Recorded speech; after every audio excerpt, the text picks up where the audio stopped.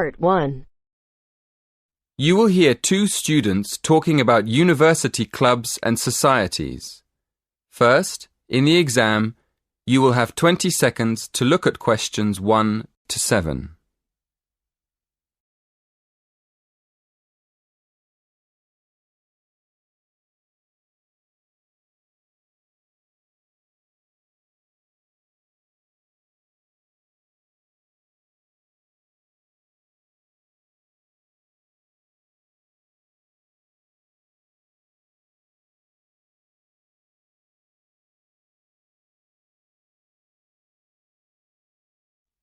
Listen carefully and answer questions 1 to 7.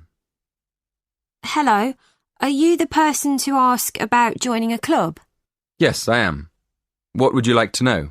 Well, I'm interested in several things, but I'd like to know more about the different clubs and how much they cost. I'm looking for a small club that's not too expensive. OK. Have a look at this table. You can see the names of the clubs, the fees, and the number of members. I'm afraid they aren't in any order. If you look at the top of the list, the first club is table tennis. That's one of our new clubs. Oh, right. So the table tennis club costs £20. That's quite expensive. Yes, it is a bit expensive. The cross-country cycling club is cheaper, though. Membership fees are only £15, but on the other hand, it's got 100 members. The film and drama club costs a lot, doesn't it? Yes, £50 is a lot, and that's probably why it only has 12 members. Is there any other club you think looks interesting? Look at the next one, street dance. Have you ever done any street dance? No, I haven't really. It's the cheapest. It only costs £5. OK. Shall we start with your interests? What do you like doing best? Well, I like photography. I've got a professional camera, so I take it quite seriously. But I can't really imagine belonging to a club to take photographs. I usually go on long walks on my own and take photos. So I like photography, but I wouldn't want to join a club to do it. OK.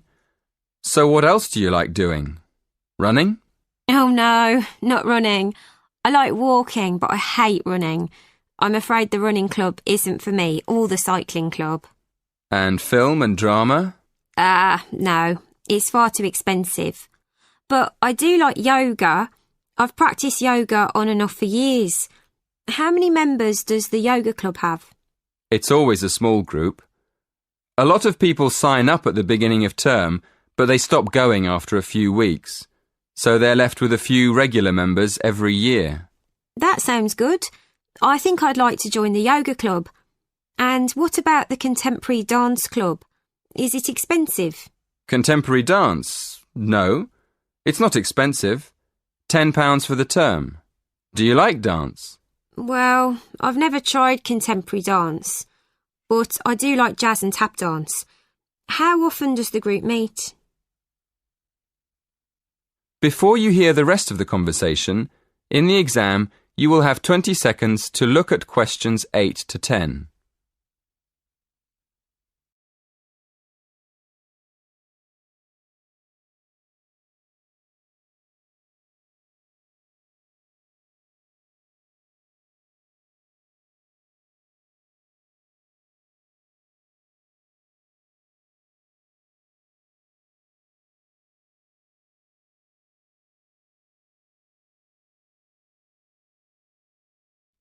Listen and answer questions 8 to 10. So, can I have your full name, please? Victoria Mandeville. Mandavil? No. Mandeville. L-E. Thank you. And how old are you? 19. And your address? 57, Berry Gardens, Atherton Park, Manchester, M46. How do you spell Berry? B-E-R-R-Y? No, it's B-U-R-Y. Right, B-U-R-Y. And do you have a contact number? Yes, my mobile is 07942 573 279. 07942 573 279. Yes, that's right. Is that all? One more thing. Do you have an email address?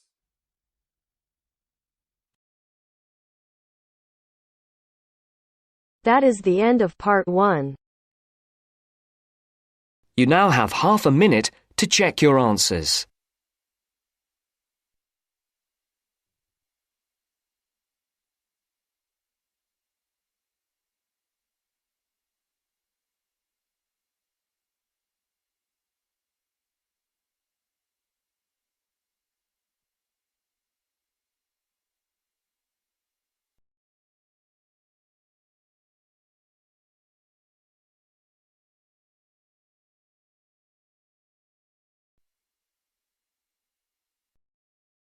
Now turns to part 2.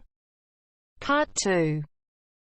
You are going to hear some announcements made to a group of people who are planning a trip to Greece. First, you have some time to look at questions 11 to 15.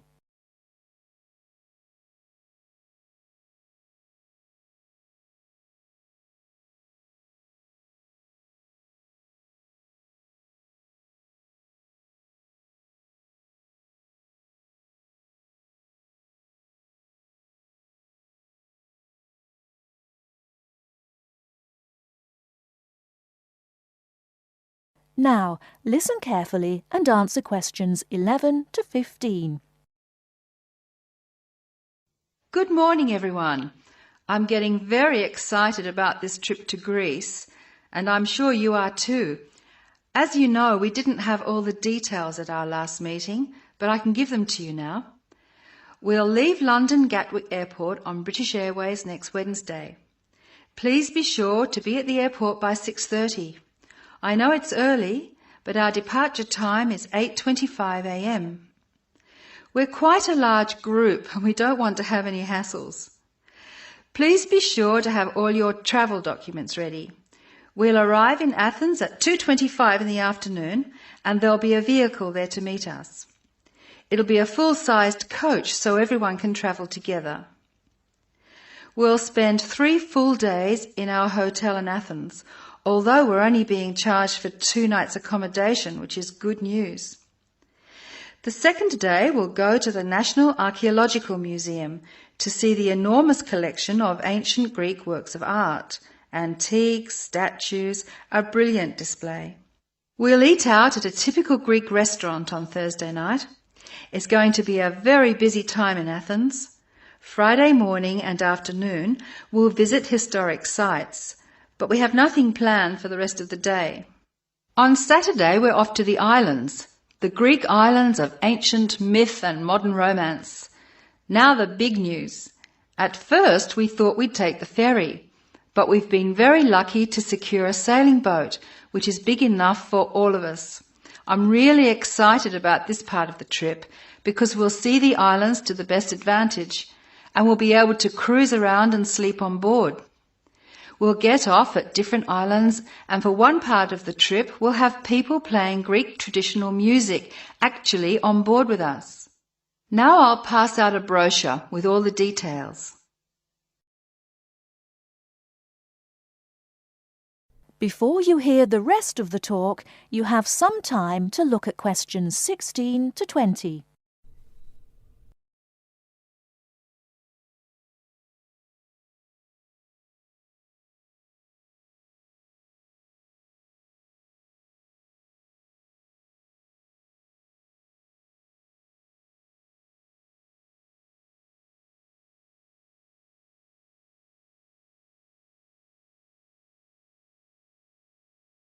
Now listen and answer questions 16 to 20.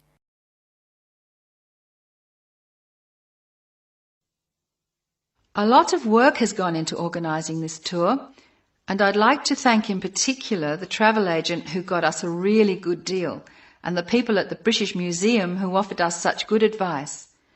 Trips like this only happen because of the hard work of really expert people.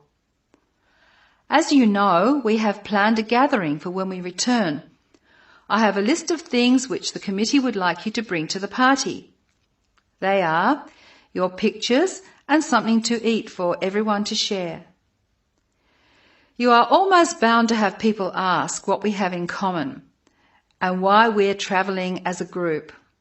I suppose the answer is that we're interested in learning about old societies and vanished cultures, and we all enjoy travelling. Of course we enjoy fine food too, but that's not as important. Oh, I nearly forgot the last piece of information. You'll see there are labels which I have passed around for you to put on all your luggage. Could you fill them in, please? On the top line, please write Greek tour, and on the lower line, write in block letters, I mean uppercase, the letters AA and the number 3. That's AA3.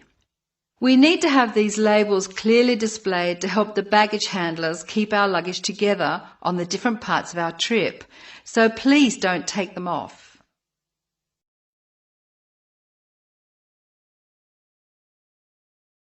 That is the end of Part 2. You now have half a minute to check your answers.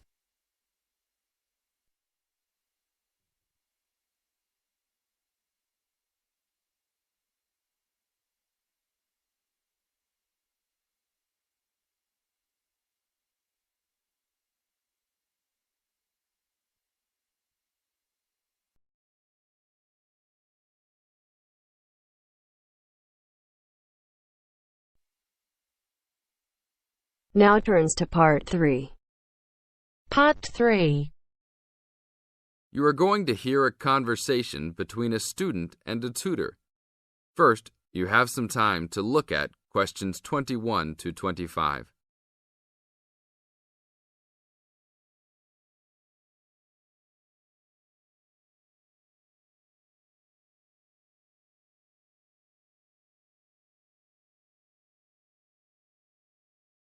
Now listen to the tape and answer questions 21 to 25.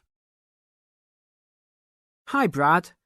I was wondering if you have time to answer some of my questions about my upcoming test. Sure, no problem, Jeff. What is it that you're having problems on? Well, it's for my English final. We have to prepare a 5-minute speech to present in front of the whole class, including the professor. So I'm a little bit worried. Is there any specific topic, or can you do it on whatever you want? It has to have something to do with the origins of English literature. I'm thinking of doing it on Shakespeare, but I bet many other students will have the same idea. That's fine. Don't worry if others are doing the same thing. As long as you do a good job, that's all that counts.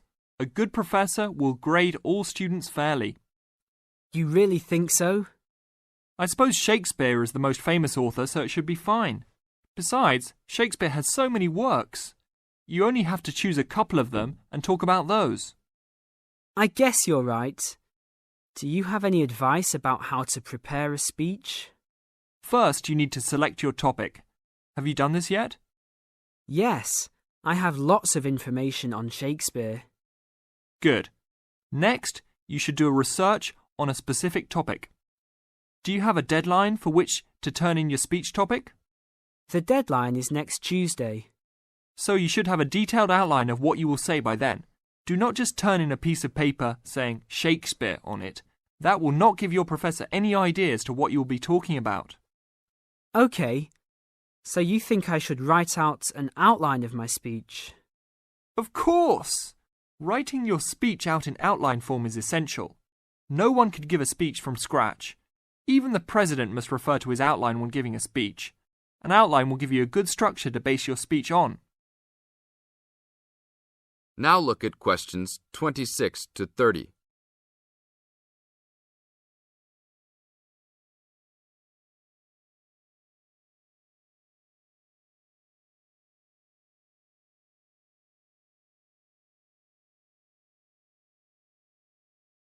Now listen to the tape and answer questions 26 to 30. That's true. I was thinking that I would do an outline last, after I figured everything out. But I think your idea is better. What should I do after I have an outline prepared? You should then write the speech out, word for word, what you're going to say. This is so you'll have a firm idea of what you will say. It doesn't mean that the speech you will give will be exactly the same, but at least you have a fairly good idea what the final product will be. At this point, I can read it over for you if you want. Really? That would be great. I would appreciate that so much. No problem. Once you write it out, the next step is to practice giving the speech. At first, you can do it in front of the mirror, so you can see your expressions in your presentation. After that, you should practice giving your speech to some friends. I can listen to it for you too. That's a great idea. I really owe you a big favour then. Sure, you can do my Latin homework for me. Just kidding. Seriously, don't worry about it. I can help you with anything you need. So when is the speech due? Well, the speech topic is due next Tuesday. The speech itself will be due next Friday. I can help you any time you want because I have no tests this next week.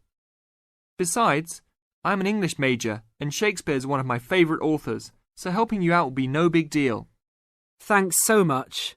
Well, I'm going to the library to get started on all this. I'll call you tomorrow. See you tomorrow then.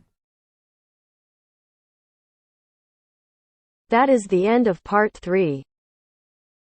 You now have half a minute to check your answers.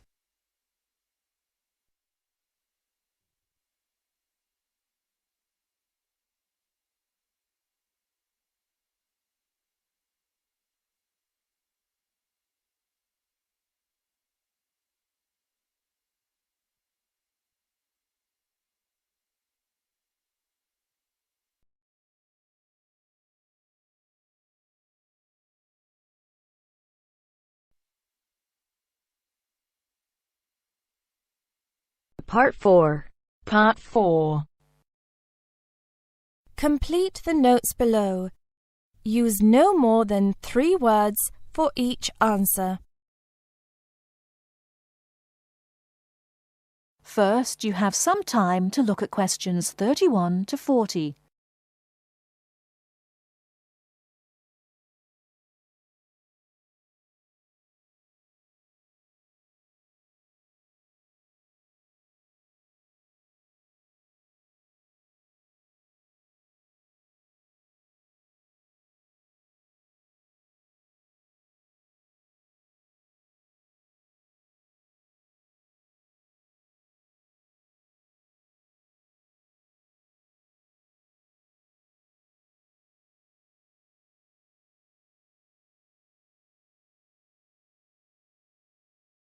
Now, listen carefully and answer questions 31 to 40. Good afternoon. I'm glad you all found your way here. Now I'd like Dr. Wallace to introduce us to the Arboretum. Good afternoon. Although at first glance the Arboretum may look like a park, it is a research and teaching facility that also provides a place for people to develop a positive relationship with nature. When then University of Wisconsin-Madison purchased the land, mostly during the 1930s, much of it bore little resemblance to its pre-settlement state. Instead, it had been turned into cultivated fields and pastures that had fallen into disuse. The university's Arboretum committee decided, early on, to try to bring back the plants and animals that had lived on the land before its development. Though they may not have anticipated it at the time, the committee's foresight resulted in the Arboretum's ongoing status as a pioneer in the restoration and management of ecological communities. In focusing on the re-establishment of historic landscape, particularly those that predated large-scale human settlement, they introduced a whole new concept in ecology: ecological restoration. The process of returning an ecosystem or piece of landscape to a previous, usually more natural, condition. Madison was a fast-growing city in the 1920s. Fortunately, some leading citizens recognized the need to preserve open space for Madison's residents. Most of the Arboretum's current holdings came from purchases these civic leaders made during the Great Depression. In addition to inexpensive land, the Depression brought a ready supply of hands to work it. Between 1935 and 1941, crews from the Civilian Conservation Corps were stationed at the Arboretum and provided most of the labour needed to begin establishing ecological communities within the Arboretum. Efforts to restore or create historic ecological communities have continued over the years, with the result that the Arboretum's collection of restored ecosystems is not only the oldest, but also the most extensive such collection. In addition to these native plant and animal communities, the Arboretum, like most arboreta, has traditional collections of labelled plants arranged in garden-like displays. These horticultural collections, featuring trees and shrubs of the world, are the state's largest woody plant collections. That is the end of part 4. You now have half a minute to check your answers.